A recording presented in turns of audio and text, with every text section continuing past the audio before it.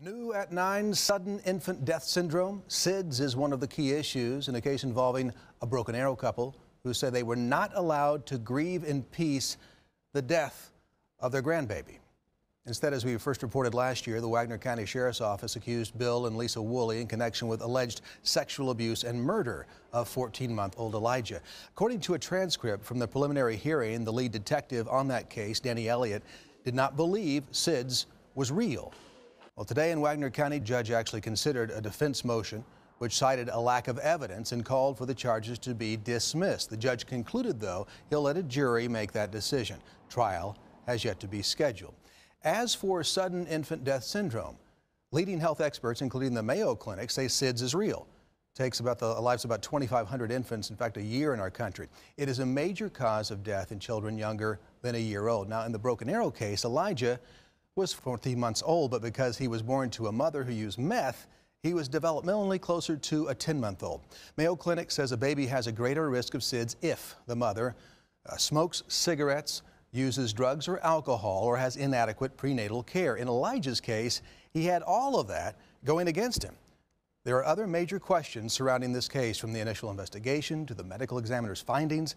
I've been looking into this now for months and will continue to as this case moves toward trial. Big developments in a Fox 23 exclusive story Clay Loney has been following for years. Clay. All right, Shay, this is a huge development. It is vindication for this local couple, Lisa Woolley on this side, her husband Bill on my right. Now, for more than 2 years, they've insisted they were wrongfully charged in Wagner County following the death of their 14-month-old grandson.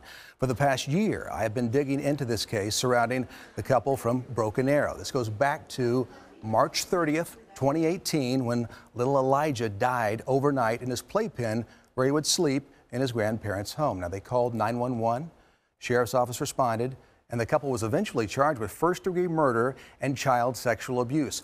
From the beginning, the Woolleys said this was an unexplained but innocent death akin to sudden infant death syndrome. They accused the Wagner County Sheriff's Office of refusing to consider evidence they say proved the child was not harmed in any way.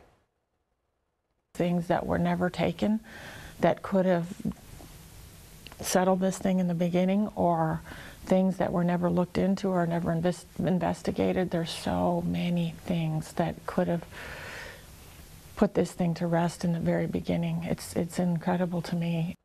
So the lead investigator told me he followed CDC guidelines for investigating child deaths. But that led to the Woolleys being presented to the public as child killers. So it's very important tonight to make abundantly clear the state has now dropped those charges against the Woolleys. No murder charge, no charge of child sexual abuse. The only charges the Woolleys still face at this point are child neglect and enabling child neglect. And I have learned those charges are based on statements that have since been recanted. There is a lot to this story. How it got this far, how much it's cost the couple to prove their innocence, the months they were held in the Wagner County Jail. There's a long line of people, including the governor's father, who say the Woolleys suffered a massive travesty of justice. Oh, I'm Lisa. This is my husband, Bill Woolley. We live in Broken Arrow, Oklahoma, in Wagner County. Half of Broken Arrow's in Tulsa County, and the other half of Broken Arrow's in Wagner County. I want to share our story. We've been kind of shut down for the last 3 years. Not really been able to ever put it out there and tell people what really happened in our situation. So absolutely, it's a chance for us to tell this, our side of the story, that we've been accused of, our family has been accused of up to 16 felonies, and we've never had an opportunity to share our voice in 3 years, and so we're gonna been given this opportunity. I also think this is an opportunity to, I think that the body of Christ needs to see what things can degenerate into when we negate our responsibility to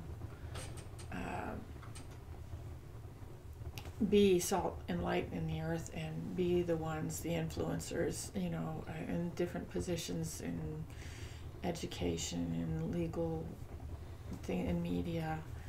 Because when we vacate our responsibilities to come in and be, you know, represent the Lord, we open up a big gap where other people can come in and, you know, put people in who don't have God's heart, who aren't looking for truth, who maybe are selfishly ambitious, or and that just opens up the door for every kind of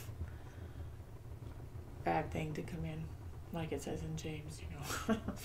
Wherever there's selfish ambition, there's every evil thing. So, you know, we have 3 children, my oldest daughter, and then a son, and then my youngest daughter.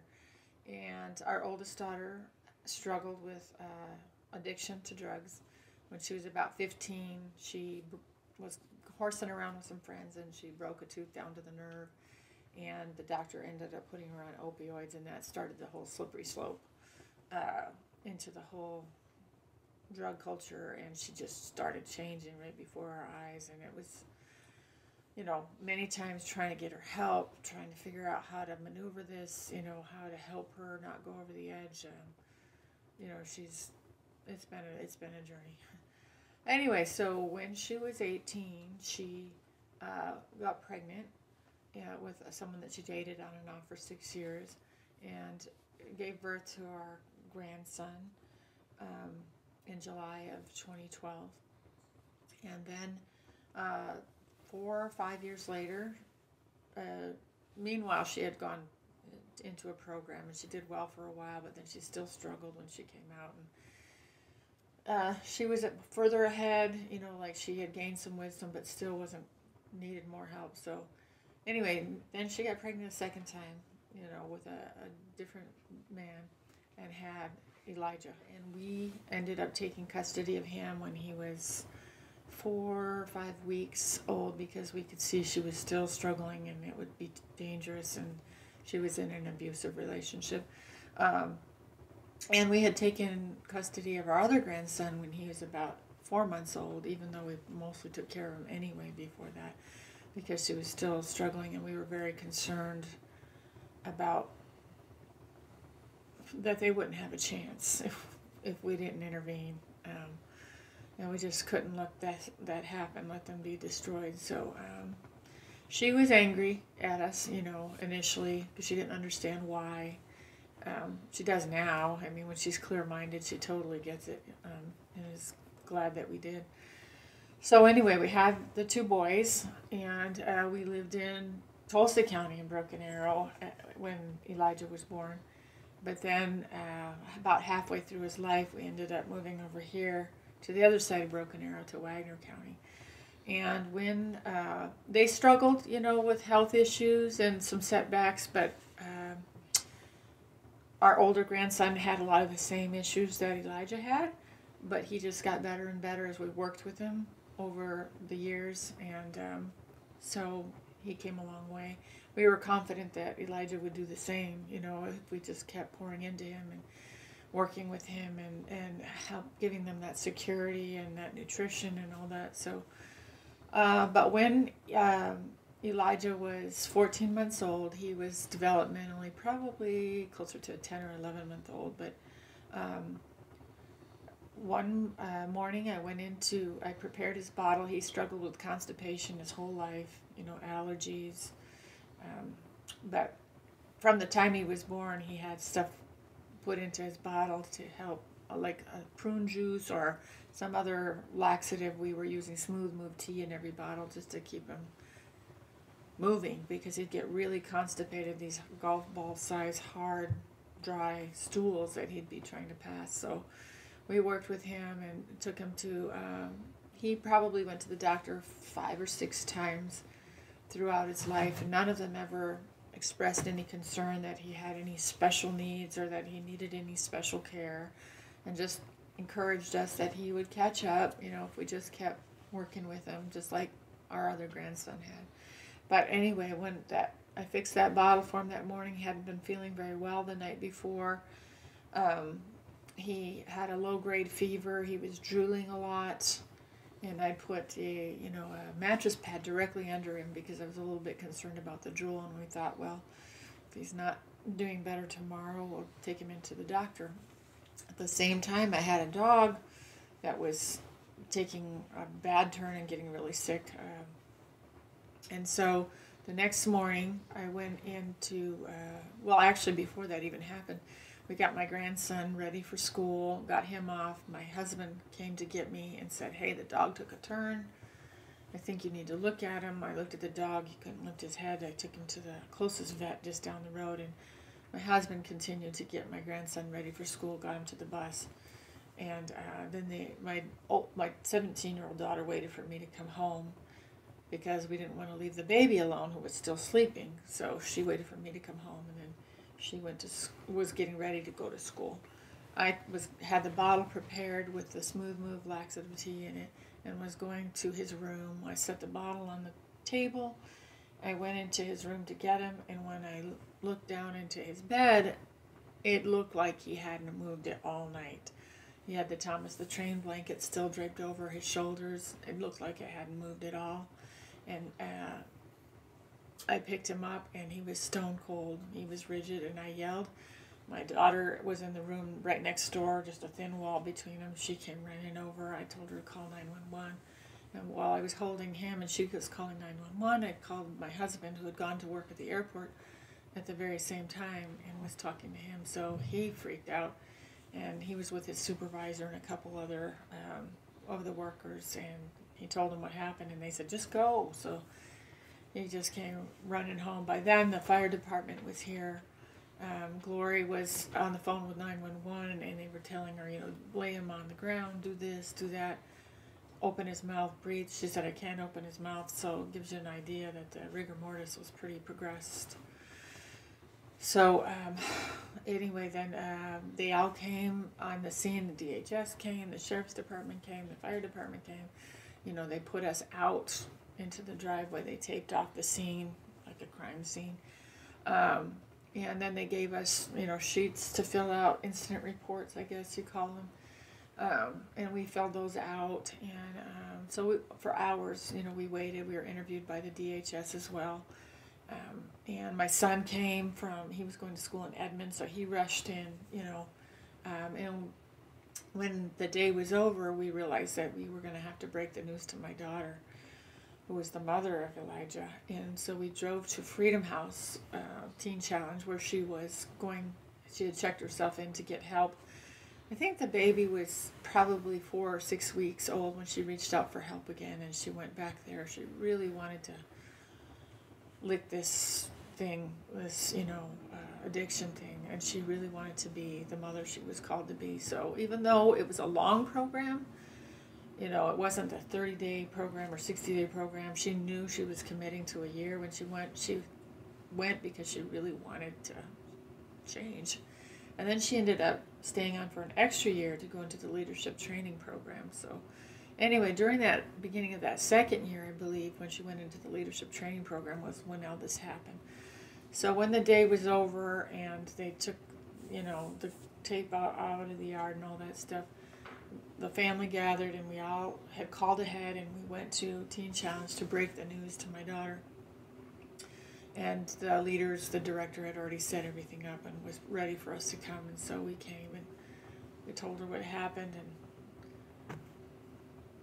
And my husband mainly did most of the talking, and he just collapsed in her lap, which was hard for everyone because he's not generally a really emotional guy, but this wrecked him, So anyway, she came home with us, and relatives started pouring in for the funeral and all that. Well, the next day, it was a Saturday, we were here, and my youngest daughter went to Life Church, and she mentored the younger girls and was really into that. So my family went to the Saturday evening service, I think the 4 o'clock service. I stayed behind to get the house ready for all the relatives, and his sister was here, and brother-in-law, and so my grandson and daughter, and they went to church. So I got a knock at the door, there's 10 vehicles, SUVs out there from Wagner County. And the detective comes in and he's like, where's your husband? Where's your family? I said, they're at church. He said, get them home. So I texted him. I said, hey, the detective's here. They want to talk to us. So they left the service and came home. And so they put everybody out, and then they swabbed our mouths and swabbed under our fingernails. My youngest daughter and Glory, she's an adult now, Bill and I. They took our computers, they took our phones, and then they asked us to come down to the station so that we could be questioned. And so they took us all down in separate vehicles. Well, my youngest daughter drove herself. We went down and they questioned my Glory first. She was just overwhelmed. She was like, what's happening? What's happening? And then me, and then Bill. And it was about halfway through my questioning when I realized, a light bulb went off and I realized what was going on, because the detective was asking me questions like, do you ever remember feeling like something was off or being concerned about something? And I said, well, yeah, he had this terrible diaper rash sometimes and it would bleed. He said, no, not that, And I was like, well, you mean like when he had the really constipation problem? No, not that, And he kept doing that, and finally I thought, oh, I'm like, he's looking for something nefarious, I was just like, okay, so now I realize they're looking at my husband in a really evil way, and the tone of the interview, I felt like it really changed, and I was like, oh my gosh, my poor husband, So anyway, then they interviewed him, and apparently his became very accusatory. As this unfolded, we got to know some more people, and one of the things that the detective said under oath, and also other people verified, was he wasn't on scene at first. He was called in as an investigator to investigate. Every infant that dies on this is considered an investigating scene to see what's going on. Well, on his route here, he was talking to the supervisor on duty, Kyle Johnson, and in the conversation as him driving here, he said that babies just don't die. SIDS is a fallacy and it doesn't exist. So therefore, I'm coming to a murder scene. He hadn't even been here yet, and he already labeled this as that Elijah's death as a murder. Right. And so that pretty much steered his investigation from the very beginning. And everything he looked through the lens of murder, and he also has some baggage in his history of life that made him, in his own words, acute to child abuse. He was an abused child. And especially with Christians. And, the whole scene was under the guise of investigation as murder and assault from the very beginning. Which he said to Bill when he was here. He said, I knew this was a crime scene. I was like, what, So, yeah, it was set up like that. His whole mentality was to find what would confirm that. So what was strange is they had the, investigators go through the house with the black light and, search everything and look for fluids, and but they left so much behind. We had 2 of those garbage bins that you roll out to the curb to be picked up every week, big bins, and we discovered a day or 2 later that they left that behind. They opened it up, the trash bags, but they just left them in there loose, and there was probably up to 70 diapers untouched. And so we were like, why don't they want these diapers to be analyzed? It didn't make any sense to us. So my sister-in-law and some other relatives were here, and so they helped us, and we opened up every single diaper and looked at each diaper and actually took some pictures of the diapers opened up, and even the ones that showed the really hard stools that we were describing, And I sent them on to the DHS worker who was working with the sheriff's department and said, don't you want these, you know? So nobody showed any interest, and I thought they could have those analyzed, they could see what we're talking about, and they could, you know, there's going to be DNA in there if their accusations are correct, but nobody wanted them. So we just took several and we put them in the deep freeze and just bagged them, you know, 3 or 4 times, and we still have them. I think and they know about it, but they've never showed any interest. I think the important thing about that is one of the accusations was that I molested Elijah, a 14-month-old baby, every day of his life. So if that's the case, don't you think logically diapers would be the find would be a gold mine of evidence? Yeah. Because it'd have to be blood, DNA, lubricant, something, latex, whatever, you know. You know, something would be you know, backing up their theory, and they didn't want them even after we tried to give them to them, they still wouldn't take them. Yeah, there's a lot to that effect. I mean, I had over 20 journals with my life histories for the last 30 years sitting in my room. You would have thought they wanted those.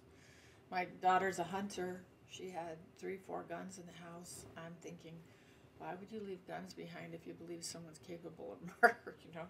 Just lots of things. The mattress pad I described earlier that I put under him because he was drooling so much was heavy with fluid that must have leaked out of him, leaked out of his lungs.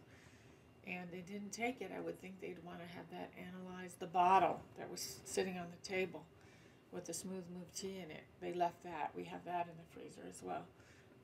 Just so many things we just thought just didn't add up, and it was crazy. So what they did is they, you know, when they took us down to the station, I'm sorry, I'm just going to say how it feels. They kidnapped my grandson. I understand in the beginning they had to check into these allegations. You know, I guess I understand that, you know, logically. But they took him to Kid Space in Muskogee, and they had a professional interviewer interview him.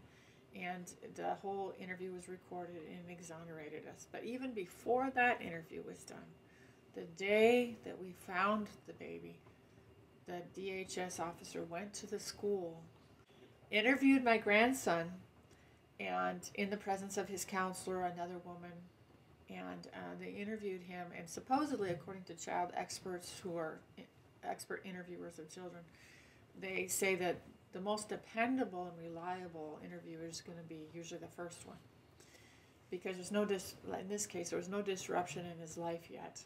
He hadn't been taken from his home. He didn't know his brother was gone. Everything was normal to him, and he's like, "Oh, these adults are coming to talk to me," you know. So it was very telling because they asked quite direct questions like, "Did you ever get hurt in your home? Did you always feel safe?" And yes. "Did your brother ever get hurt? Who protected you in your home? You know, Papa and Grandma protected me. Was your home? Would you tell somebody if you ever didn't feel safe?" "Yes, I would tell my teacher," or you know.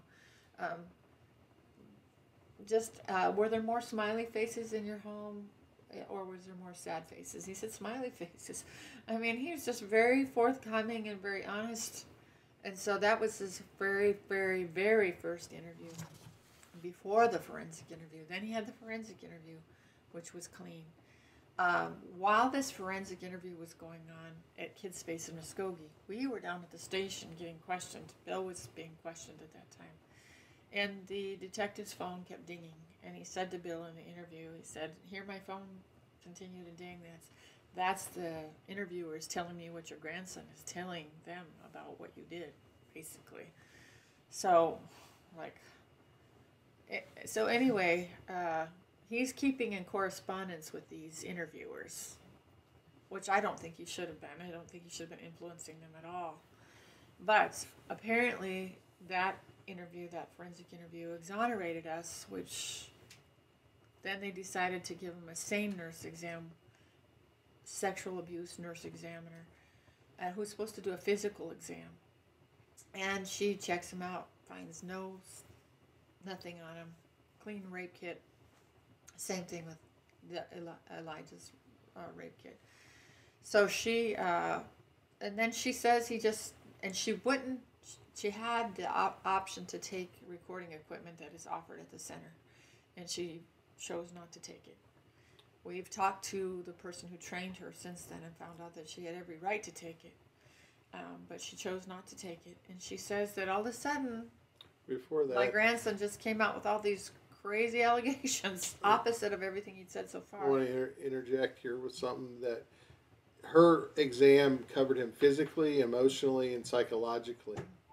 And all three of those she documented. There was no Signs of trauma. reason to refer him to any expert outside of what her exam. No aftercare. There was no physical signs of abuse. There was no emotional signs of abuse. There was no psychological signs that they're trained to pick up. So therefore, she had no reason to suspect anything was traumatizing him in his past. And we just thought that was crazy because the allegations were that he watched his brother be raped every day, but he wasn't traumatized by that, or that he was raped in the shower, but he wasn't traumatized by that. One of the lawyers even had said at one point that she thought he watched his brother be killed in cold blood. I'm like, okay, and he wasn't traumatized by that. They said he was normal, so it was just, it didn't make any sense.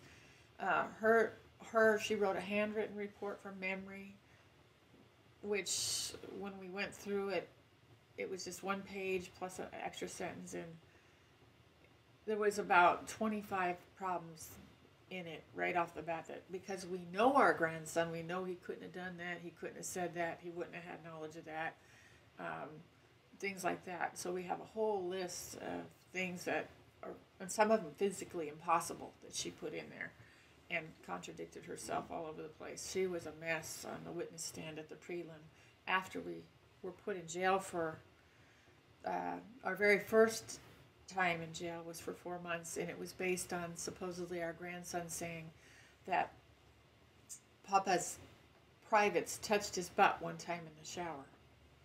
Well, he rarely took showers, but if he did wet the bed and we wanted to get the pee smell off him before school, I'd hand him off to Bill while he was showering to get ready for work, and he'd rinse him off and hand him back to me. So that didn't happen very often.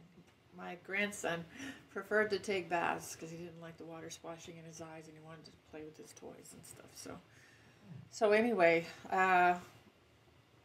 here we are, going to jail because he said one time Papa's privates touched his butt one time in the shower. So for 4 months we go to jail for that. We were at a $500,000 bond for each one of us, so we couldn't bail out. And we're just in solitary confinement. We didn't get to, nobody could be in there with us, so we couldn't talk to anybody.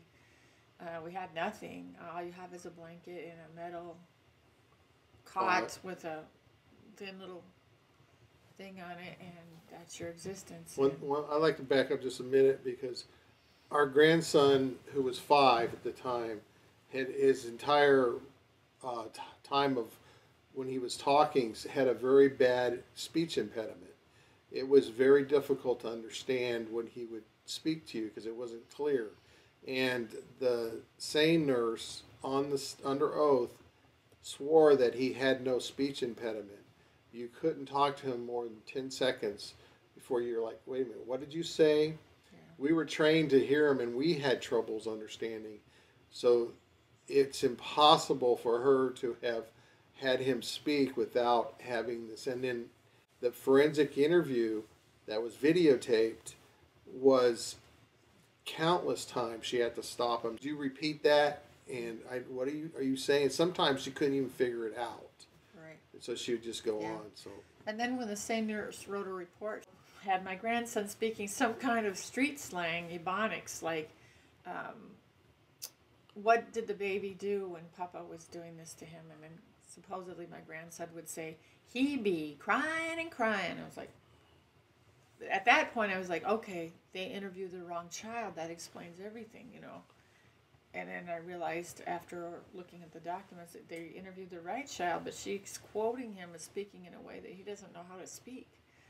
And there's just I could just go on. There's probably about 25 big problems with her one-page handwritten report. I think one of the issues where the detective was so determined to make this fit, that there was murder and assault, that he influenced everybody he came in contact with, putting a lot of pressure. This woman, the same nurse, was very inexperienced and very young. No. And this is part-time. She was a nurse, but this is part-time work for her. And I think she was under the pressure to have to come up with something.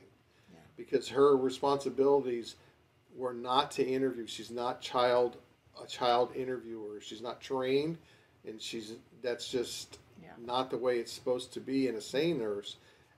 And what happened was, she said it just spontaneously started saying all this. He never spontaneously ever started giving information out. That was not his personality or the way he was. You have to pry things out of him. Right. He's just a boy. All he wants to do is have fun and play. When we were down at the station when they were interviewing all of us, it didn't take very long for the detective to basically accuse me of murdering my grandson. He he ruled out any possibility of somebody coming from the outside in, because he started asking me all kinds of questions. Well, were the doors locked, windows locked? I think they were all locked. I usually check the doors. I don't go around the house and check all the windows, but we normally keep them locked. There was no sign of entry from anybody, so therefore he eliminates that. And he says this child was murdered. And he says there's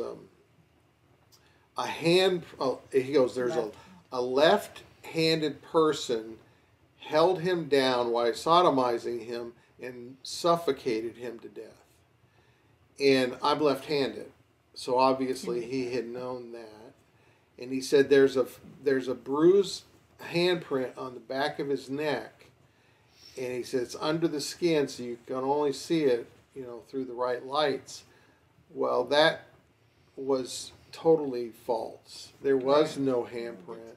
There was no bruising on the back of his neck. Right. There was one little mark. It measured 1/4 by 1/4 inch in diameter, and it wasn't what they said it was. Right. And so he came at me in a very hostile way, and everything he asked me was, well, why do you think he died? And I said, I don't know. I really have no idea. He asked me about his if he had any problems. I explained. We all said the consistency, that he had, drooled a lot. He had constipation constantly, chronic constipation. And there was, in no time did I ever feel like I was innocent. I felt like I was already guilty of doing this heinous crime. I mean, there is no worse crime than murdering a baby and sexually assaulting a 14-month-old baby. There is nothing worse than that. And so I was in shock. They actually interviewed me a second time after we were already in jail, and I can't even remember that interview. I mean, I've seen it, so I know it exists, but my memories are all nothing there. I can't totally recall it and anything. So it was rather traumatic in the situation, because we've never been in this situation. We have never been arrested. We've never been accused of any crimes. The worst thing we ever had was a speeding ticket or an accident. So we weren't accustomed to any of this. Right. And I didn't know better not to speak. I mean, I had nothing to hide. Yeah. So I shared everything that I could think of and spoke honestly and truthfully, and nothing in there implicated anything. And he was very frustrated with that. Yeah, I believe that. He kept saying, it's going to go better for you if you just tell us the truth. Tell us why you did it. Just admit it. Just admit it. Just admit it. No, that's not what happened. Right. So his bias directed everything about him. Totally, yeah. And then so after we had our preliminary hearing 4 months after we'd been in jail for 4 months, and they questioned the same nurse, and she was cross-examined all day long and found all kinds of holes. So we each had, like he said, a $500,000 bond, and they lowered my bond by 90%, which the attorneys said never happens. So we were out that day, which was July 31st of 2018, and we were out for 4 months, and then 4 months later, just before Christmas, they brought the charge of murder and sexual assault for baby Elijah. First degree murder. Yeah, first degree murder. So just before Christmas, we were rearrested for 4 more months. But just before that, they'd taken my youngest daughter to a multi-county grand jury hearing and told her that she was a suspect because she was home, and that she could be arrested too. And the DA said, you know, the detective really wants you to be arrested too, but I'm trying to hold him back. But if you'll just work with us, and we'll give you immunity. So she went to this grand jury, multi-county grand jury hearing, and was questioned by, I think there's 18, it's not 12, like 18 people. There are usually doctors and lawyers and all these important people from the community, different communities. And so during that questioning, she's allowed to answer the questions without being interrupted. So they asked her questions. How do you think the baby died? She said, I really don't know. I'm not a doctor. And she said, but I do have concerns. And they're like what? And so she just started to share about how the ME's offices in Oklahoma, all of Oklahoma, not just Tulsa, are unaccredited, lost their accreditation 12 years ago and never been able to regain it. Their eyes about popped out of their head.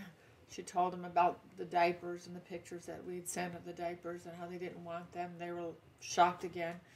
And the DA was in the back of the room with the ADA, and she said he was red in the face. He stood up, he's stomping around. I think he wanted her to stop talking, But anyway, in the end, they did not give an indictment. And I don't know what you know about grand jury hearings, but we didn't know anything about them. But apparently they're one-sided hearings where only the prosecution gets to present whatever they want, whatever witnesses they want, whatever evidence they want, any amount they want, spin it any way they want, and then the idea is to see if they have enough to get an indictment to move forward. And I think they wanted, I don't know why they took 9 months if they were so sure of the ME report that they had in the beginning and the same nurse report. Why did it take 9 months to bring a charge? I think maybe it's because they wanted a grand jury to pull the trigger instead so that they could say, well, we didn't want to do it. The grand jury is the ones who wanted to do it. We had to do it, but it backfired. And so it never happened. But they still decided to arrest us anyway. So we were there for a different hearing, for a motions hearing, a motion to dismiss based on the pathetic lack of evidence. And turns out to be another arrest date, so they arrested us. We went back to jail. It was a setup. For It 4 was years. December 20th, Yeah. right before Christmas. Yeah. It was a setup. The whole thing was a setup just to arrest us. Yeah, that's what we And think. so we got charged for first-degree murder for both of us, and I was charged with 2 counts of sexually assaulting a minor under 12, and she was charged with 2 counts of enabling sexual assault. Right. So I had the $500,000 bond. This time he has an unlimited I bond. didn't have a bond. They didn't He give wasn't me a supposed to bond. get out. So we sat there for 4 more months, which I will say the Lord did do a lot during that time, as much as I hated every minute of it. When we had another preliminary hearing. This time we had 2 full days. So March 26th of 2019 and March 29th. The first day they had the detective on the stand, and he was all over the map and couldn't remember anything, and they had to shut the hearing down so that he could go and review things for a few hours to refresh his memory. And he said he was an expert on SIDS, and it turned out he had maybe an hour of training about SIDS, and just all kinds of craziness. And then there was the other person that was interviewed was my daughter, my youngest daughter. And so there wasn't a dry eye in the place when she got done.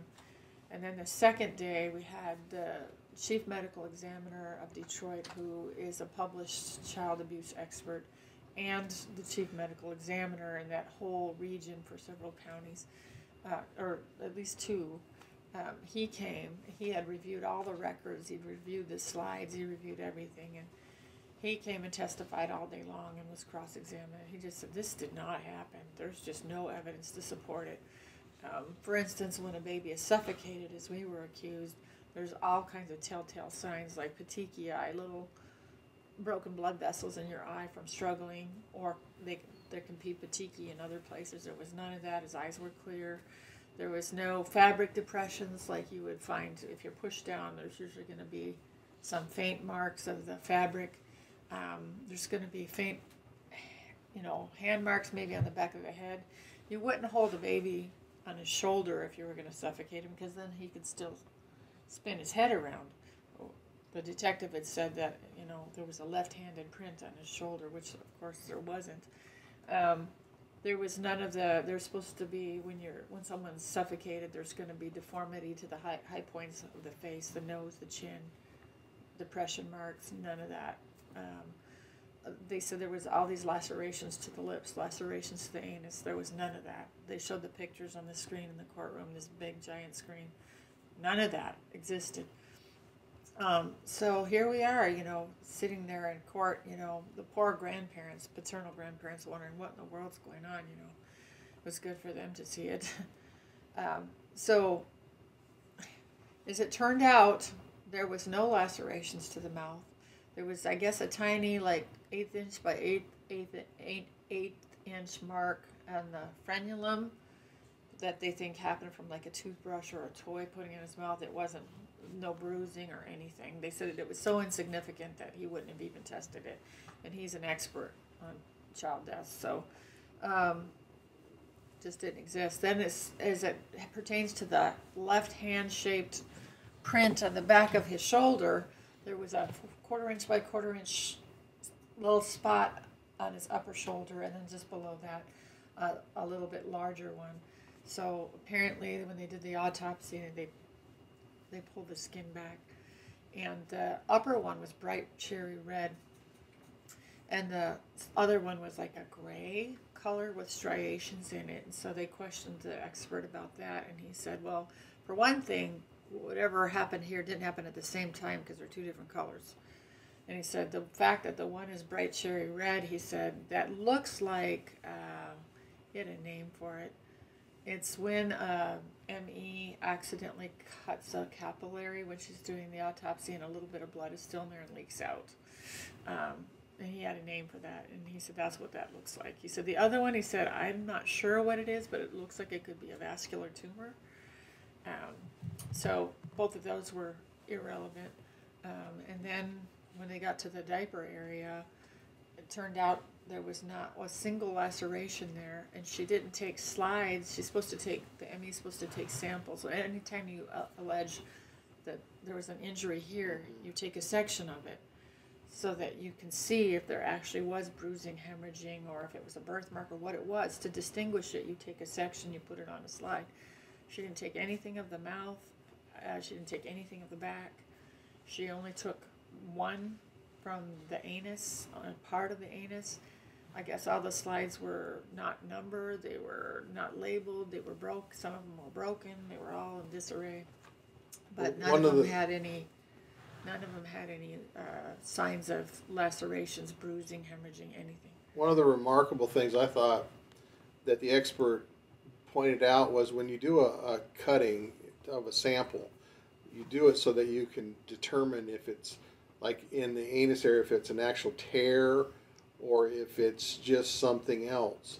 Well, you also have different layers of skin, and you're supposed to determine, first off, like a face of a clock, what position it's from, yeah, and then how deep does it go, and how wide is it, the dimensions of it. Well, she didn't document any of it. Right. And he says that remarkably, he was just like dumbfounded. That's right. Just so normal practice that she didn't do it. So what it did was it did determine, he was unable to determine how deep everything was, and and what position it came from. Right. But from the slides that they did take, he determined there was nothing but normal normal conditions, which would, he said there's also Completely signs, normal very strong signs of hemorrhoids, because Pre-hemorrhoids. of there was like a blood vessel that had congestion in it, and it was, bigger than normal, and it looked like a bruise. Really, it looked like a bruise. And he says that's very indicative of a hemorrhoid, which would confirm the constipation problem that this child had. And the difference between, she called them lacerations. A laceration is actually a tearing of the skin where there would be bleeding. Right. But they were fissures, which is something that somebody who has constipation would acquire, fissures. So he said that's what these show, and the slides show fissures, not lacerations. I think there was only one that we saw in the pictures, and it's just a skin tone because the fissure isn't very deep. No, it's so it just, doesn't cause. There's no bleeding. There's no tearing of the tissue at all. So therefore, he determined none of this is real. None of this is true. Says what that's they a said. completely normal anus, and that's a completely normal mouth. Everything about it is completely normal. So The other remarkable they thing. couldn't. I was just going to say they couldn't do anything with his credentials. Were incredible. I mean, he was really, really hard to refute because he's just one of the top experts in the United States. Yeah, he said he's testified over 500 times for the prosecution, and only a couple times for the defense, and we're one of them. So he was remarkable in his testimony. The very first picture that we saw of our scene of the home here was when the coroner came, and she took the diaper off, and the very first picture shows a golf ball size hard dry stool, half in and half out. It had broken in half, and half was in the diaper and the other half was still in his rectum, confirming exactly what we've been saying. And if there was any chance of sexual abuse in the sense of sodomy, there would not be anything in his passageway. Right. And the ME took a x-ray of him, and when you zoom in on the pelvis area, you can see that his rectum is full of stool. You can see the pattern of it and the twists and turns Undisturbed. in it. Undisturbed, the pattern unbroken. He's full. So anyway, when they took Elijah's body to the ME office, the detective attended. And he didn't just attend in another room. He actually was alone with the medical examiner doing the autopsy in that room. I'm sure there were people in and out, but my understanding it was him and her in there. And there was another doctor in there too. Yeah, but I don't think they were there the whole time. So anyway, apparently she took some pictures and sent them to some other doctor and said, "Don't you think this is abuse?" And he's like, "Yeah, that's abuse." And so they said, 2 experts said the same thing. Turns out, as we talked to this other doctor, he's like, "I don't remember that."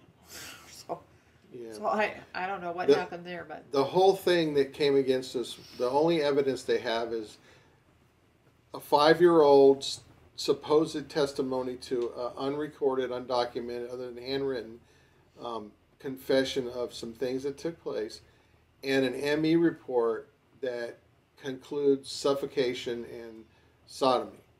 Now, there was no DNA to support it. Right. There was no evidence at all in our home to support it. There was no evidence on our phones or laptops. This is something that I didn't realize till afterwards. I had an iPad, and I used to work at a hotel, and one of my friends from work gave me the iPad, and I had never done anything with it except for replace the glass because it was all busted up. And so I didn't even know what was on that thing. Who knows what could have been on there? So, but nothing was. They confiscated it. Anyway, they confiscated everything. They forensically went through it all. They forensically went through our house. There was absolutely no supporting documentation of evidence to substantiate their claims. That's all they had was those 2 pieces. So they just marched on forward. When we were talking about the child interviews, We talked about the interview that he had at school, the initial interview, and then after that, the first recorded forensic interview, and then the same nurse interview that wasn't recorded. Well, after the DA heard about the same nurse interview where supposedly he just came up with all this stuff on his own and starts blurting it out, he wanted to get it on tape. So he had the top forensic interviewer come in and do another forensic interview with him 4 days later. And in this interview, she's trying so hard to get him to come forth with the same things that he supposedly said to the same nurse, and it's not working. And they're getting towards the end of the interview, and she says to him, you know you can trust me, right? You know you can tell me anything, right? And he's like, yeah, I just want to play. Can we be done now? Yeah, no, we have a few more questions. And then she finally says, well, didn't you just tell the nurse the other day about brother's privates and brother's butt and what happened? And he said no. He said he never had that conversation with her.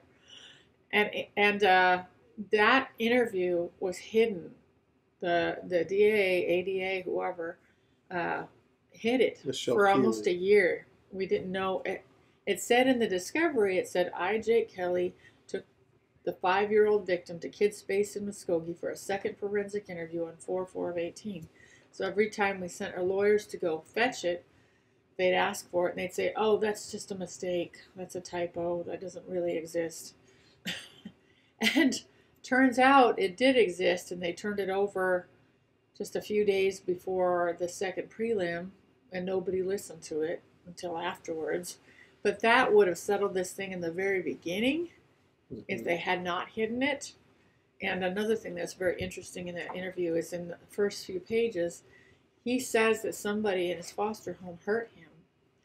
And she passes it off and just keeps going and doesn't question him as to who hurt you, how did they hurt you, or anything like that. It isn't investigated or looked into at all. It's just because she was so, it seemed her mindset was to get something on us, and so she was willing to let go statements like that really should have been investigated. Altogether, we found 6 interviews. Now, you're only supposed to give 1 to a child, but there was different DHS workers that just seemed to help themselves to interviewing him, and each interview, all the interviews, there was nothing against any of us or against us in the interviews except for the one that wasn't recorded. In fact, most of them come right out and say, nobody was ever hurt, nothing ever happened, I was safe, and exonerated us. But they chose to not mention any of those and focus on that one that supported what the detective said happened. Tell him about the foster mom trying to convince him. Oh, yeah. When he was in his first foster home, he said, I want to go back to Papa and Grandma's. And she said, no, you don't. Remember all the horrible things Papa did to you? And starts talking to him about that. He looked at her and he says, well, I don't remember what her name was, Angela or something. Yeah. He looked at her and he said, no, Angela. And then he got really quiet. And after that, his counselor said that whenever she brought up family or anything, he'd hide under the desk. I think he felt ashamed, like, why is she having everyone's having such a big reaction when I ask for this? Am I asking for something bad? But he's been seeing all this time, he's been seeing these professional sex abuse counselors, and they've said that there's never been one disclosure. He's only spoken well of his family. He's never said anything about this. He's now with his second counselor, who he's had for probably just over a year. She said, no, he only speaks well of the family, speaks well of his mother. He's never made a single allegation or accusation. The thing that struck me was, what was his name, the ADA? Oh, John Bennett. John Bennett. Yeah. He was brought in because he was the sexual assault expert and medical kind of expert, kind of the ADA. Anyway, they had agreed to allow our bond. I had no bond. And remember, this is first-degree murder, sexual assault of a minor under 12, 2 counts. She had a $500,000 bond. And so they had agreed to allow us to get out on bond for $25,000 each. Yeah.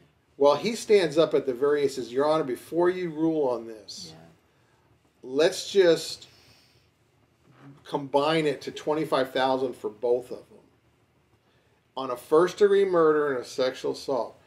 There's no way they believed we were guilty at that time. Yeah. There was no way, but they refused to drop it. They Tell them about continue to go on. getting out of jail because we like to share. Yeah, and then this is a Friday, late Friday afternoon, 4 or 5 o'clock. So everybody disperses and goes home at that time. So we're back in our pods and getting ready to leave on bond because my sister was going to go get the bond money. And so they botched the paperwork. They messed up the paperwork.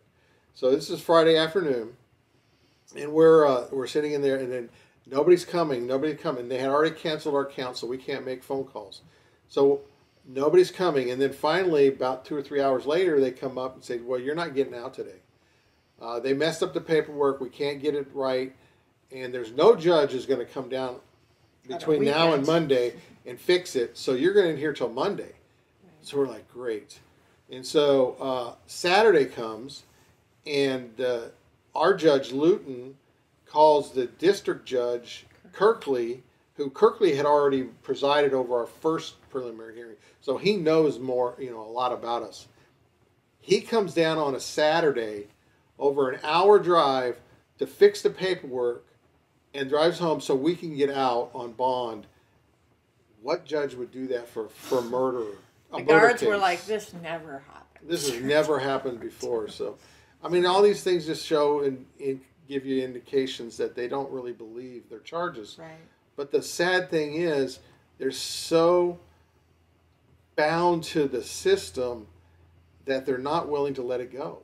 Right. In November, after we'd been out for a while, they offered us a plea. I think it was something, they asked our lawyers, would they take like involuntary manslaughter, no jail time, just, and our attorneys were like, no, they're not going to take anything. They're not going to take jaywalking, So they passed on that, but they were testing the waters, I think.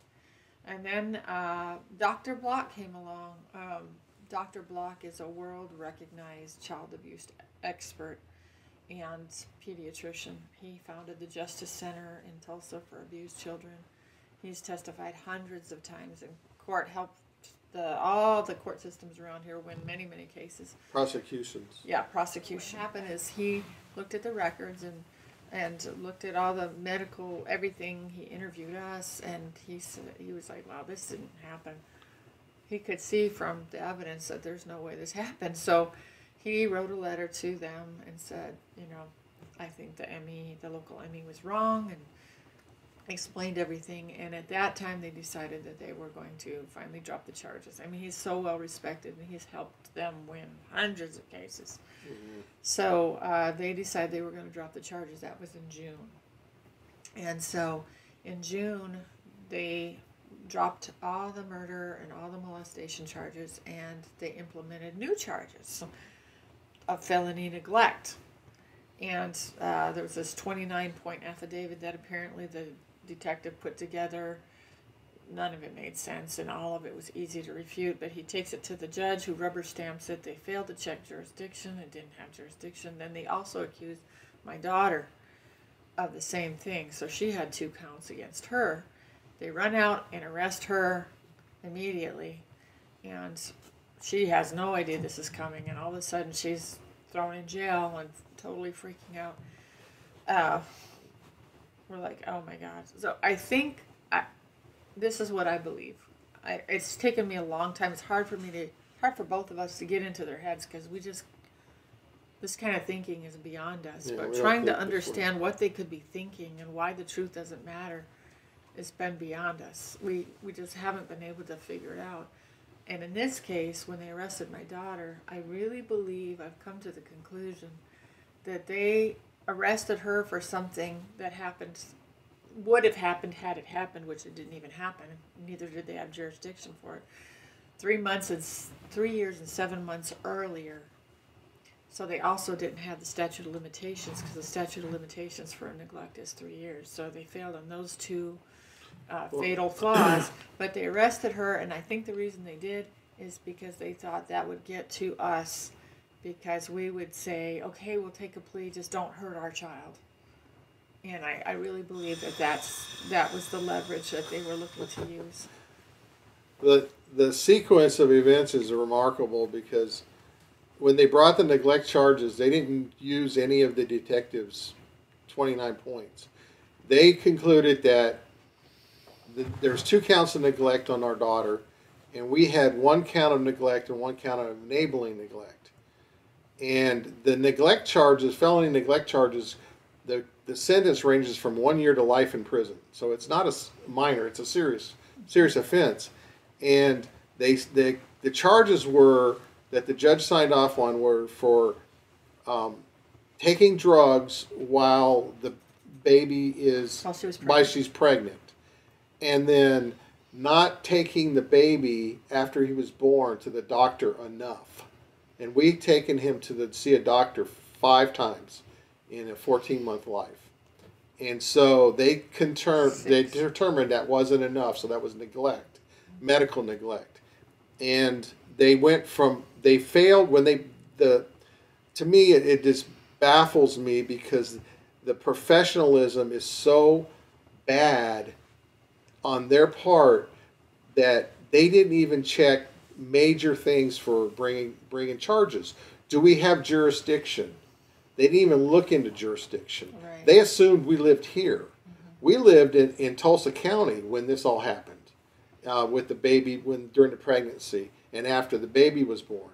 Right. And so our attorneys put a motion to dismiss the neglect charges for they call it lack of venue, no jurisdiction. Well, when they saw that, they realized they were in a lot of trouble. They couldn't pin Desiree in Wagner County anytime doing drugs while she was pregnant. And so, therefore, they amended the charges and changed the dates, not from the time she was pregnant, but to the time until he died. And therefore, when they did that, they didn't even look into the law because neglect charges are only good for 3 years. Statute of limitations runs out after 3 years. Well, the statute had run out 7 months prior. Right. And so they were past the statute of limitations. Mm-hmm. So our attorneys filed another motion to dismiss based on that. And the judge said, well, I'm going to give the prosecution almost a month. There's got to back up a little bit because when they dropped the murder and the molestation charges and implemented the neglect charges, we went to get my daughter out of jail. We went to get her out of jail, and there was a bond reduction hearing, and so they were arguing to keep her, and we were arguing to get her out and send her to a program because she was floundering. And so she wanted to go get help. She wanted to go regain her footing, basically. But after that bond reduction hearing was over, my daughter's attorney stayed behind and chit-chatted with the ADA, who was prosecuting us for the felony charges of neglect, and the ADA, who was over my daughter's DHS case. And they were saying to him, or he was saying to them, asking them questions like, how in the world did a detective get so much power to single-handedly run a county like this? How did that? And she wouldn't answer him. And then he said, what's your end game? Do you just want the Woolleys in jail forever? And she said, oh, no, we don't want that. And we don't want to do anything to hurt their relationship with their grandson. We want them to be able to see each other. That was new. We'd never heard any talk like that before. And so he came out of there saying, you guys need to get a meeting with them because it sounds like they're ready to deal and ready to let you guys start seeing your grandson and him seeing his mom and stuff. So we were like, wow. And then about a week later, the ADA called Bill's attorney and said, I have an offer for your clients. If your clients will surrender custody of your grandson to the foster mom who desperately wants to adopt him, we will drop all these charges of felony neglect against all of you. And the foster mom will give generous visits to all of you. And at first, all I could think of is just I want to see him. I would almost do anything to see him again. But then, you know, the reality started to come, and I started thinking, wait a minute, this doesn't make any sense. If they believe that we're guilty of felony neglect, how could they even offer us visits? It doesn't even make sense. They don't. Then it occurred to me, I was like, they don't believe these charges either. They pre-planned to put these charges in place so that they could use them for leverage to get us to take a deal, which is why the week before she was talking so nice to my daughter's attorney after the bond reduction hearing. Oh yeah, we want them to see each other. I think they were priming them, because then a week later they make this offer, and they knew, you know, if they bring up our children and our grandchildren, they know that they're pulling on your heartstrings, you know. So anyway, meanwhile, you know, right at that time, Desiree got a different attorney, somebody who specializes in juvenile. So that attorney came in and said, you know, well, Bill's attorney says, sure, you know, send me that in writing and we'll talk to them about it on Monday. So Monday comes, and Desiree's got her new attorney, and his attorney's there, and Desiree's attorney is now my attorney as well. And it's not there, the offer's not there, so they call her and say, hey, where's the offer? We're all here ready to discuss it, because they wanted it in writing, because that's unethical. Well, they call her, and she talks like, I don't know what you're talking about. I don't know what you're talking. So she's acting like she never said it, but she'd already talked that way to one attorney, and then to another attorney. So there's two witnesses there. But I just wanted to fill that in because Right. I thought that was a form of child abuse, child trafficking that I never heard of before. But using children for leverage to gain advantage. I was just dumbfounded. My grandson has been so used for political gain. I mean, other attorneys, ADAs, had said throughout the last couple of years, they'd come out of a court hearing with my daughter, DHS hearing, trying to dissolve her parental rights based on nothing, which we have an email that proves they had nothing, because the DHS worker said, I don't have a cause, I don't know what to tell the judge, help me make something up. So we have that email where she's reaching out to her supervisor.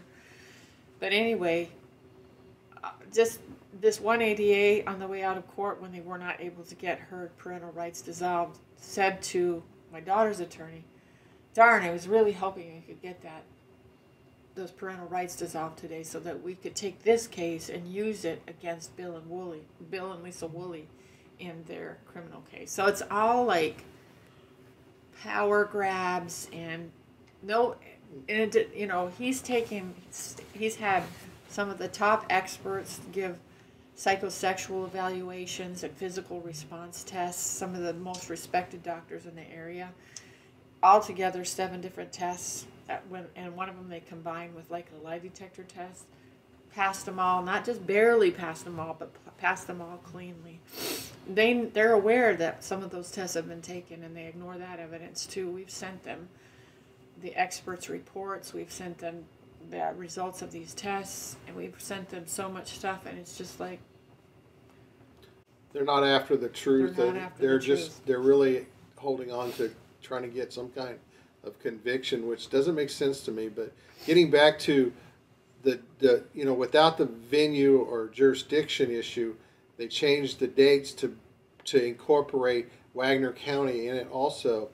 And in doing that, they didn't even look at the expiration date of the whole charges.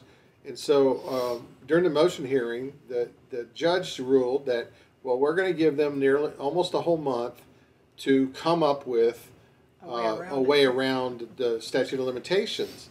Well, they were unable to. And so the day before, we were supposed to have our motions hearing to rule on that in December 1st of this year. The ADA, Marnie Hill, changes and amends the charges one more time the second time and all she did was change the word neglect and erased it and put abuse. Well, in doing that, she created her own law. It doesn't exist 45 years. because abuse has a statute of limitations of 45 years till the victim turns 45 years old or would have turned 45 years old.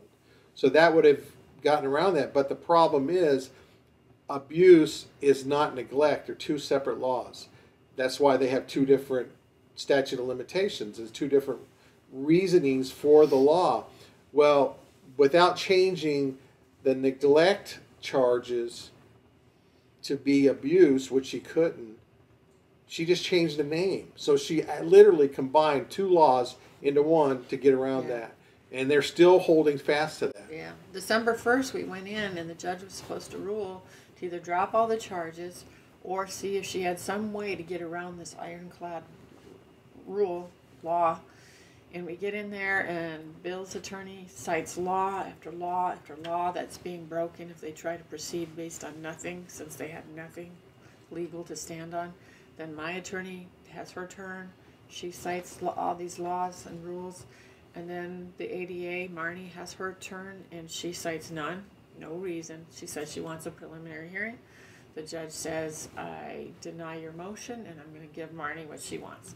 So here we are waiting for a prelim that was supposed to happen this Tuesday, but it's been bumped out again. But she said so during we that, don't know how long that's going to take. She said during that, she goes, if we can't substantiate these charges at the preliminary hearing, then we're going to drop the charges. She already intends to, that's her only recourse, because they can't defend what they've done. Right. And they were challenged. Our attorneys got very upset, which I'd never seen them that upset before, but they said, this is an abuse. He said, Your Honor, this is an abuse of your power on the bench, and you have no legal standing to push this forward, and it's an abuse of the state's power, and there will be repercussions. This is not going to go. This is not going to fly. And just really challenged them, but they just ignored it. They work together. They circle the wagons. They support each other. And you just realize it's very hard for me. I know I've spent the last year just dealing with a lot of grief. And the grief was just that what I grew up believing was a lie, and what I taught my children was a lie. That was really hard to let that die inside of you, that whole idea that they're there for you and they're all about truth and justice, and to find out that it's not that. It's about not looking bad. It's about getting reelected, getting the convictions. And it's like, how did they get so lost and lose their way? Because I bet a lot of them started out with the best of intentions, like all of us, like we want to help people. And then somewhere along the way they get caught up in the system and don't even realize they're part of the corruption, the swamp that needs to be drained. And I think that's where we're at right now. But I've recently come to the conclusion that I think what they're doing right now, and I could be wrong, but I think what they're doing right now is they're trying to stall till June. Because I think they're afraid that we're going to bring a malicious prosecution charge, and you only have 1 year to do that. And since the initial charges were dropped in June, if they can push us out to June, then they can't get sued for one of the biggest lawsuits that they will have ever seen if we were to do something like that. They don't really realize that what we really want is we want our family back. Our name back. Our good name. Yeah. We lived a very social life. Like, we're not hidden. We don't just, which I guess is common for abusers. They don't want anyone to find out, and so they keep their kids close, and they don't let them get involved in sports and go to activities as much and all that kind of stuff. But we've always been very social, and there's probably been almost 20 people, most of them professionals. For instance, one lady who was supervisor with she used to head up the Laura Dester House for Abused Children in Tulsa, 34 years with the DHS as an investigator, and she also trained and led a team of investigators for allegations of abuse. of neglect. And she watched the boys grow up, and there were also nurses and licensed child care, mandated reporters. Almost all of them were mandated reporters that have written court documents, have written sworn testimony, letters saying, I took care of this child. I never saw anything, like the baby probably 5 to 7 times a week was taken care of by other people who changed his diaper at the daycare place, at 2 church nurseries, at his paternal grandparents. He was constantly seen. Nobody ever had a concern. Nobody ever saw a mark on him. No one ever saw that any kind of neglect or abuse. It's the same thing with my older grandson. So we have this mounting stack of letters that is more things that are being ignored. These are things that they're aware of, but they're choosing to turn a blind eye to, and it's just dumbfounding. We can't even wrap our mind around this kind of thinking because it's so foreign to us. It's just so extremely foreign to us.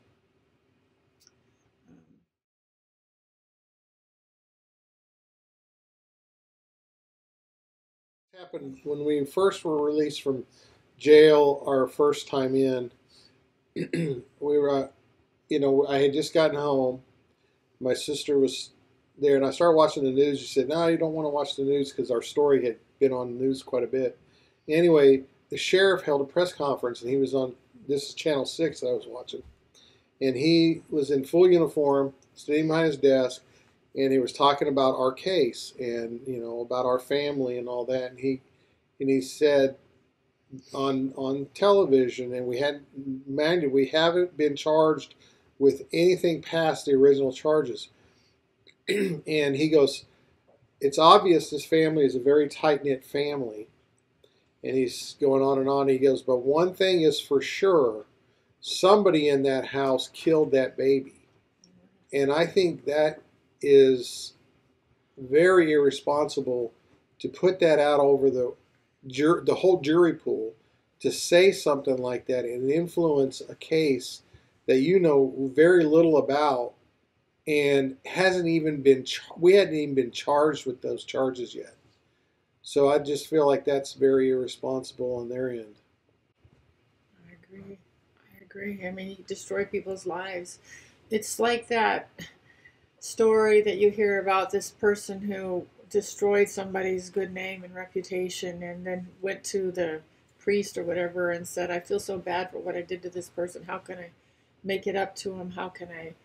And apparently the priest said, well, I want you to go to the highest point of the city, some steeple or something, and I want you to take this feather pillow, and I want you to open it up and just let it go to the 4 winds. And so she did that, came back and said, okay, now how can I make it right? I did what you said. And the priest said, now go collect all those feathers that went to the 4 winds. And when you've done that, you've made it right.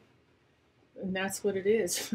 It's like you are treated and talked to and handled as if you are guilty. And even after your name is cleared, and even after even if they were guilty and they served their time, they're still branded for life. It's really horrible. The whole system is so messed up.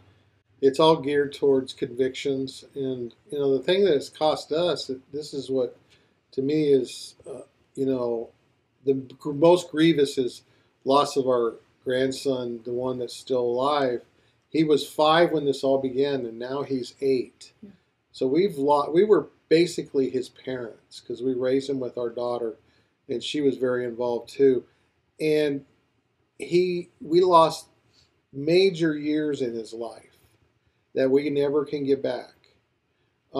When we were arrested, our daughter was at Broken Arrow High School graduating. We missed her graduation. She played rugby. We missed her state. They won state championship in rugby. They went to nationals and they won national championship in rugby. We missed all of that. When I was in jail, my father died. We missed his funeral. We have been charged with, our family's been charged with 16 criminal felony charges. Not a one of them has been able to stick. They just keep changing them. It's cost us over $300,000 in lawyer fees and still mounting. We've spent over $500,000 just on the basics of these charges. Lisa lost her business. She had a Sheltie breeding business for how many years? You did that? We raised show dogs for 15 years. 15 years. Had a great reputation. It all came down.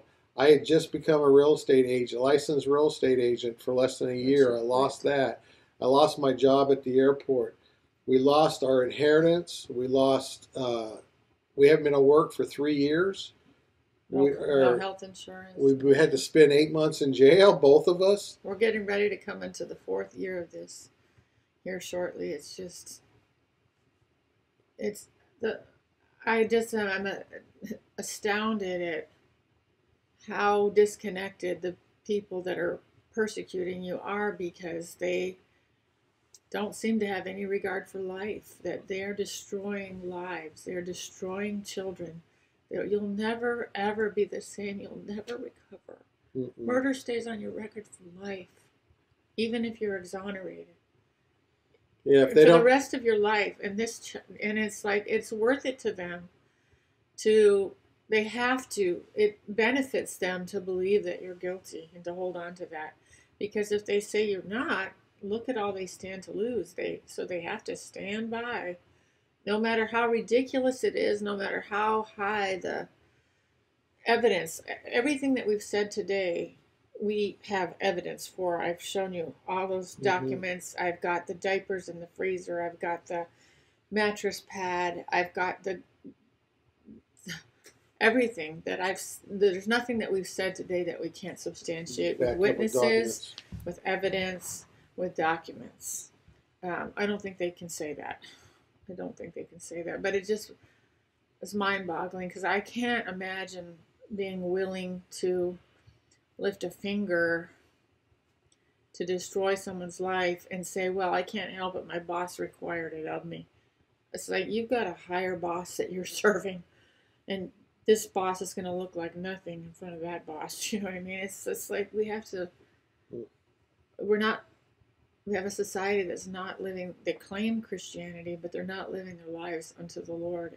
They're serving themselves, their own reputations, one another, a corrupt system. And it's not about doing what's right. And that's what is so heartrending and heartbreaking, because you want to believe that people are good, that if they just saw the truth, they'd do the right thing, and that they'd never be willing to let a child be hurt like my grandson's been hurt, or like our family's been hurt, or the way they've tried to keep us from our oldest daughter and tell her you can't have a relationship with your parents because it shows bad judgment, and how can you be a good parent if you'll let your child around murderers and rapists? And so they persecute her and try to keep her from having a relationship with us. So we haven't had the kind of relationship we should have, because, we're just always trying to do what they require, which never amounts to anything.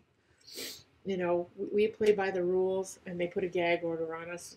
They can utilize the media all they want for their purposes, but as soon as somebody takes up for you on the media, they're going to put a protective order on you so that you can't speak, you can't build a defense, you can't do, and then they say, well, we don't want to corrupt the jury pool. Well, you've already done that. But it's only good if they can do it. But it's like, what's good for the goose isn't good for the gander. We see this kind of behavior on a national scale, and it's happening here in the counties as well.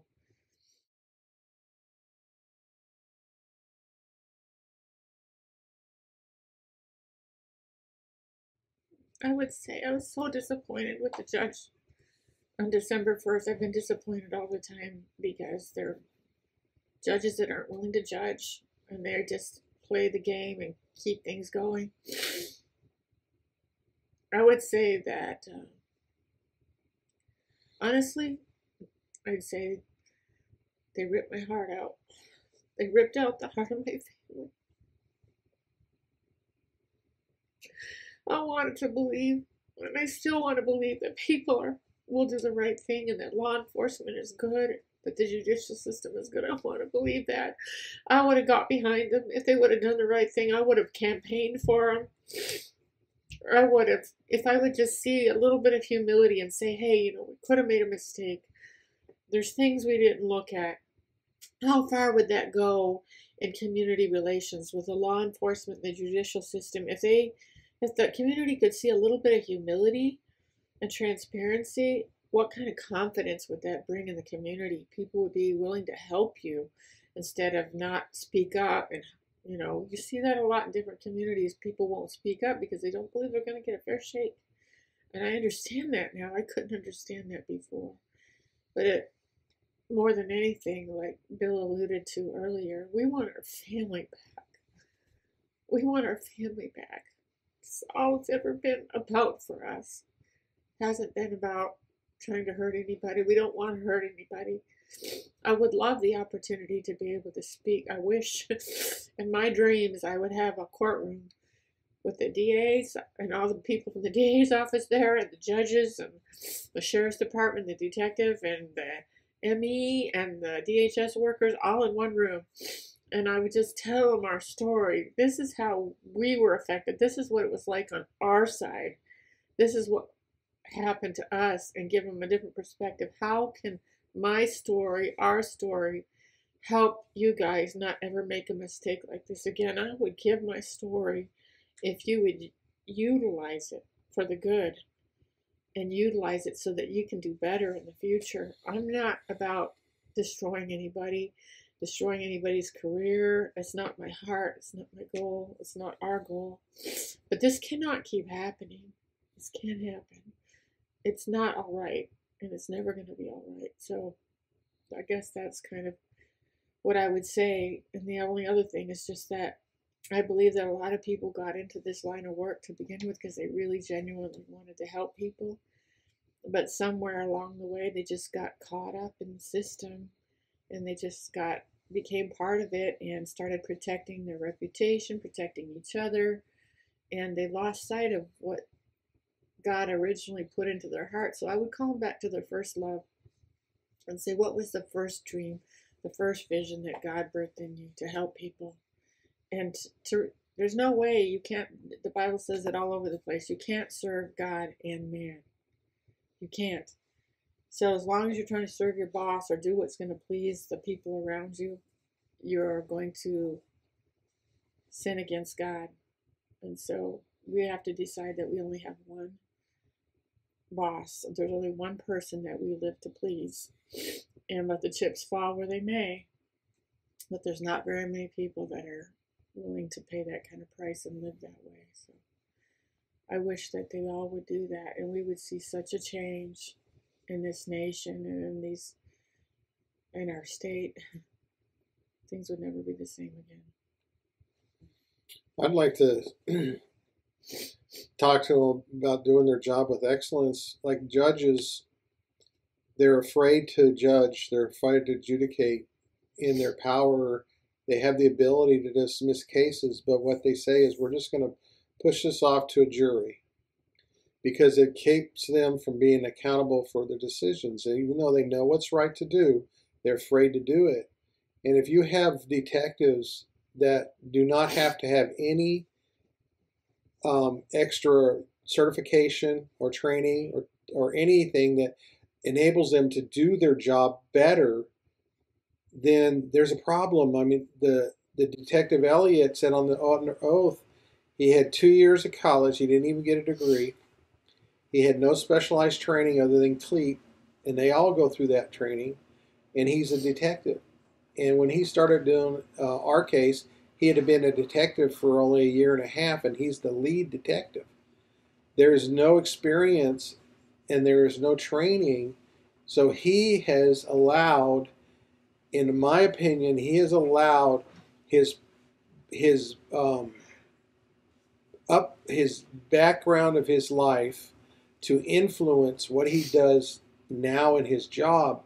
And because he has a pretty rough background, he sees everything through those lenses. So he saw, like he said in his own mouth, and it's verifiable by people that are willing to go under oath and say it, that he was coming to a murder scene because the child died.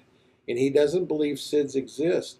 If you want to think that out as a parent or a grandparent or anybody with a child, that should scare the life out of you, because if that child dies in your possession and there's no obvious root like a gunshot, a knife wound, a broken neck, some reason that child died, an overdose or something, you're going to be charged with murder. Because if SIDS doesn't exist, what other explanation is there? There isn't. SIDS is just a category to put an unexplainable death that you can't find out why that child died. It's not a diagnosis. It's a category. And that is a horrendous thing that the entire sheriff's department bought into and believes, because he went to a 1-hour seminar and OSBI told him SIDS doesn't exist, even though there's plenty of evidence showing that it does. I don't think it was OSBI. I'm sorry. Anyway, the system has to become transparent, and there has to be accountability for what they do. And they do need some protection so they can't be just victimized also. But if they choose to go forward and they are so blatantly willing to ignore evidence that doesn't suit their cause, then they should be held accountable to that, even up to their job in prison, because they have done irreparable damage to people. We're not the only victims. In Wagner County, there is thousands of victims because of their lack of integrity and lack of doing what's right. One of the biggest things that has been said from everybody, from almost every attorney, DAs, judges, is that they can't go against the other people because they have to work with them. They have to have a working relationship. But they're doing it at the expense of families. So it's okay to destroy a family to preserve a working relationship that they don't even work for. That's ridiculous. There has to be a way for people who have been falsely charged to be able to have their say and have things corrected. I don't have ill feelings for him, but when the detective says, I'm just following the evidence, but when you present evidence what he refuses to take and consider that is actually going to either prove his case or disprove his case, he's telling you he's not interested in the truth. He's interested in winning. And when he interviewed our oldest daughter, at the end of the interview, they handed her a business card and said, well, if you think of anything or anything comes back to your memory that could help us, let us know, but don't call us if it's just ulterior possibilities of what could have happened. I was just dumbfounded. I was like, did you really just say that? So it's mind-boggling. It's just mind-boggling. The average person has no idea this stuff is going on. Nope. And we have to wake up and understand that we have to be involved in our communities and know who is in these important positions as sheriff and detective and DAs and judges. We don't know. We don't know anything about these people, but yet we keep electing them. Right. If we don't start waking up and putting godly men and women with integrity to do the right thing, everybody's focus should be to find the truth and let that determine what happens. If that's not their goal, then it's a corrupt system. Yep. And even the ME is unbending to amend her report because she's so proud of not changing it that and that's going to affect us for life, because murder never goes away. There's no statute of limitation on murder. Right. So anytime in our lives and our children's lives, they could come back and recharge for murder and put us through this all over again if they don't amend that ME report. Right.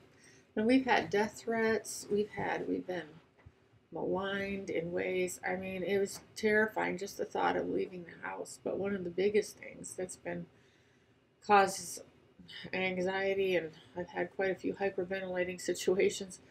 It's gotten a little better this year, but I would go out to the grocery store or Brahms or whatever and be terrified that I'd run into my grandson, because it was a damned if you do and a damned if you don't situation. Because if I see him and I talk to him, I go back to jail.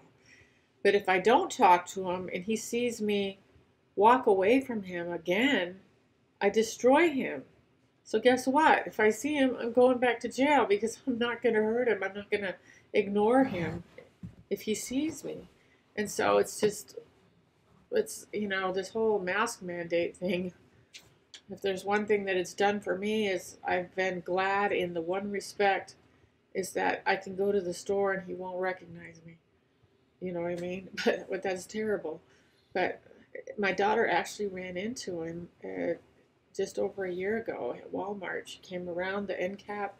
There on the other end of the aisle, there he was, standing there by himself, hands in the air, like he was looking for somebody. She gasped. Her friend pulled her back. She hid behind the end cap and filmed him. I have it. And she didn't run. She wanted, everything in her wanted to run up to him and scoop him up. But she knew if she did, she'd break his heart all over again. And so she held herself back from doing that to save his heart, so that he wouldn't be further damaged and further hurt. It's just a horrible way to live. We live in the same town. It's a matter of time before we're probably going to run into him, and then we're going to be in trouble for it, you know. And they have the DHS has been working with the prosecution, and they have led the counselors and the foster mom believe that the first charges are still intact. As it turns out, they haven't told them that the charges were dropped, that there was 2 forensic interviews. They haven't told them about the professional evaluations that have been done, about what the experts have said that this didn't happen. So they're understandably scared to death, because they think that what was initially charged is still true and nobody's been keeping them up with it. So it's just crazy. It's crazy.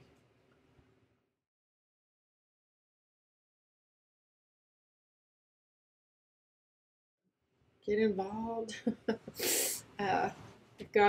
We've got to start taking responsibility. I know this sounds so bizarre. People think this is an isolated situation, but we've come to realize it's not nearly as isolated as you think it is, and there's a lot more innocent people in our jail and our prison systems than we ever thought that there were, because it's a very flawed system, because it's all made up of men and women.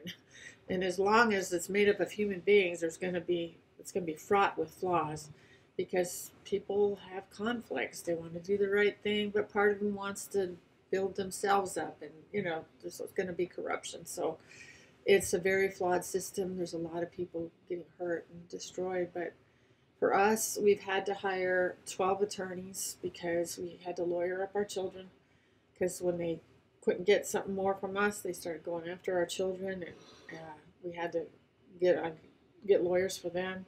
Then when they change the charges, you've got to pay for an attorney again, or you have to get a specialized attorney according to the way that the case is going. We've had to pay for experts. So this house that was paid off before all this started, that we worked 30 years to pay off, we now have been working for the last 3 years slowly to renovate it so that we can sell it to help pay off 12 lawyers. And we've got, if it wasn't for our friends and relatives that have stood by us, who knew from the get-go that this didn't happen, who have given up their livelihoods and given up their retirements to be able to, so that we're not in jail right now. I mean, we're talking probably $1.5 million altogether that everybody's put in to make things what they are now. It's amazing. So we had somebody donate a RV to us. It's 10 years old, but it's in great condition, and at least we know that even if we have to sell this home, we'll have a roof over our heads, and hopefully have a place to call home. I mean, I love this house, I love this home, but until this county changes or has some accountability or a turnover or something, I'm not sure I could ever feel safe living here. I don't think anybody living in this county is safe as long as these kind of things are going unchecked. And that's scary, especially if you have little children. you're just a sitting duck until if something bad happens, look out, you know. It's terrifying.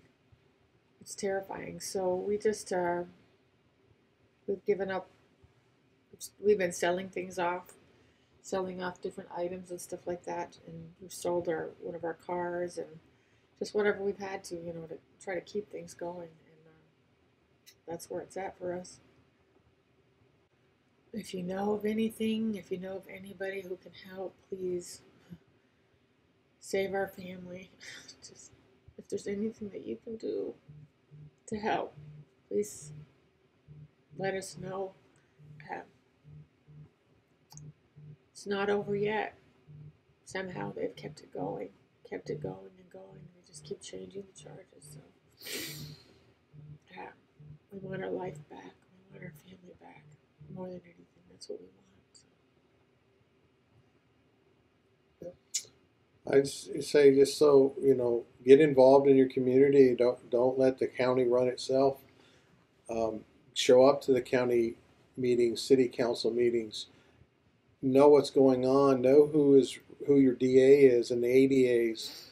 Know who your judges are, and hold them accountable to do the right thing and not just pass the buck off to a jury. You know, do what you've been hired to do, and don't let. There's half of the voting precincts in this state are vacant of having somebody represent that neighborhood or that precinct.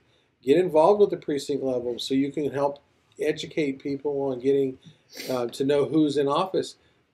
We have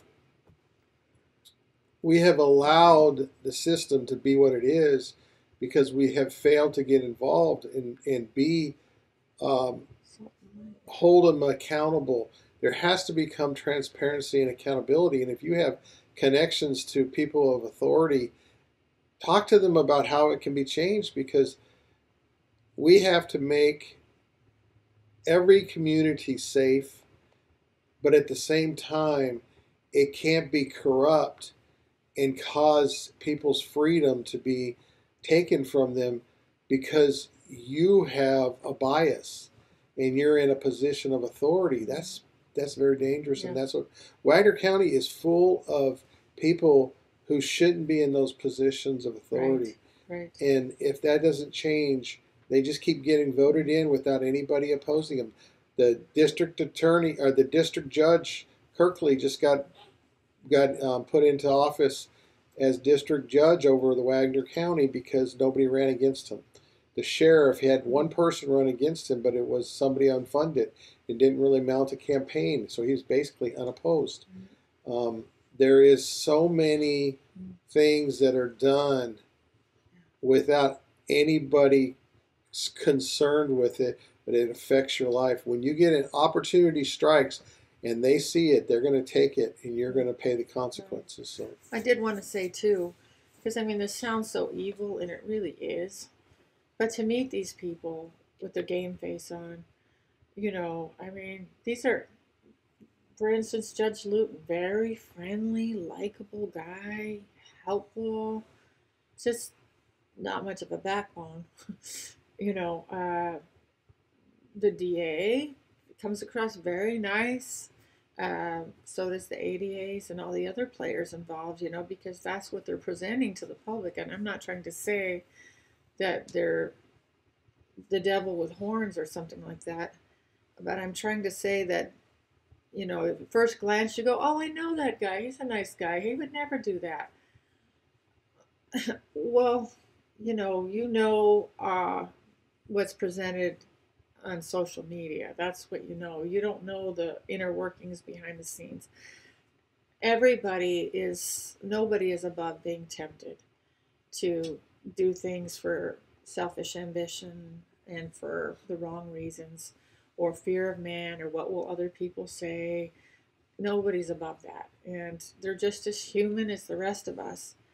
But the lack of humility, the lack of ownership when they make a mistake, and being willing to say, hey, maybe we made a mistake, you just don't see that. And that's what's needed to bring healing. There has to be some humility, enough to say that maybe we were wrong.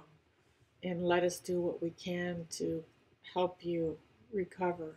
Mistakes are going to happen, but they do not have to go on this long and be perpetuated, way far and years and years and years. It doesn't have to. They could see in the beginning the writing on the wall that this wasn't real, but by then they felt like, I think they just felt like we're in too deep. They should have stopped when they had many, many, many opportunities to stop and to make things right. But it's pride, I think, that keeps it going. It's pride. So, thank you. Thank you so much.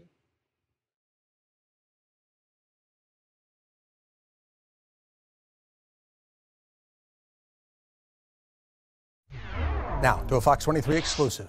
A state representative from Stillwater says he believes this OSU student, we told you about Glory Woolley, who filed a civil rights lawsuit last week against the Wagner County Sheriff, one of his detectives, and 2 others, alleging they were part of a conspiracy following the death of this baby boy she's holding, a conspiracy to fabricate and withhold evidence. This involves Glory Woolley's 14-month-old nephew, Elijah, who died in his crib in Broken Arrow 3 years ago this month. Glory's parents, Bill and Lisa Woolley, Elijah's legal guardians, were charged with murdering the child. But eventually, that case didn't hold up, and just last summer, those charges were dropped. Even so, Glory's other nephew, a then 5-year-old who authorities took from the home after the death of his little brother, has never been allowed to return and remains with a foster family. We can't name him or show you his picture because of DHS privacy rules. But I can show you this letter from Representative John Talley, written March 11th, 1 year ago, to DHS Director Justin Brown. It says, "As Vice Chairman of the Children, Youth, and Family Services Committee, I feel this case has been grossly mishandled. Justice is not being served in this case, and the child's well-being is suffering because of it. Michigan's DHHS has already agreed to take on the case if Oklahoma DHS is willing to relinquish it. There are 2 certified foster families eager and willing to welcome the child into their homes. Both foster families are relatives of the child." The letter was co-signed by 2 other state representatives, and yet all this time later, Representative Talley told me he has never gotten a response from Director Brown or from anyone with Oklahoma DHS. This very private, secret proceeding. As for Glory, I talked with her on campus in Stillwater. She said those boys were her whole world, and that she's constantly haunted, thinking about her nephew's fear and confusion, abruptly taken from his home and cut off from his family. Every day. Yeah. Yeah, I can't imagine what he's going through. I mean, our family went through something tragic, doesn't begin to describe it. And what my parents went through with actually being in jail for 2 different stints, I can't imagine what they went through. And he went through the worst. It always seems like my parents probably had it the worst, and by far, he has it the worst. He was taken from his family for years, with no support around him, with nothing, and I can't even begin to imagine how hard that is for him. And he hasn't been able to see his family? He has not. Not even supervised visits? Nope, nothing. So you just disappeared? Yep. He was just taken from our house one day, and that's it. And he,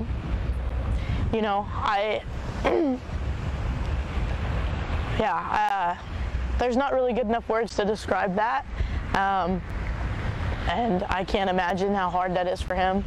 I know it's almost unimaginable how hard it is for us. I can't imagine how hard it is for him.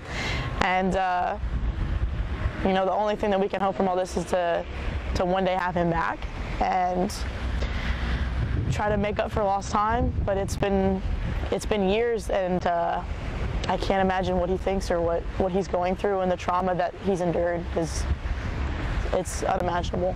As I've reported, Wagner County Sheriff Chris Elliott sent a statement saying he couldn't comment on the lawsuit other than the sheriff's office is reviewing, quote, what we believe to be a lawsuit full of baseless allegations. Finally, I received an email this week from Representative Talley saying, I just wanted to reach out and say something about Glory. I've known her for 4 years. We have worked Fellowship of Christian Athletes youth camps together. I have literally trusted my life in her hands, and I know that when she tells me something, it's truthful. I would love to see this resolved to protect her honor. They don't see another option. Everyone's against them. Lori says what she wants is for the truth to come out in federal court, for a judge to declare that the Wagner County Sheriff's Office in this case has done great harm, and for her nephew to be reunited with his family.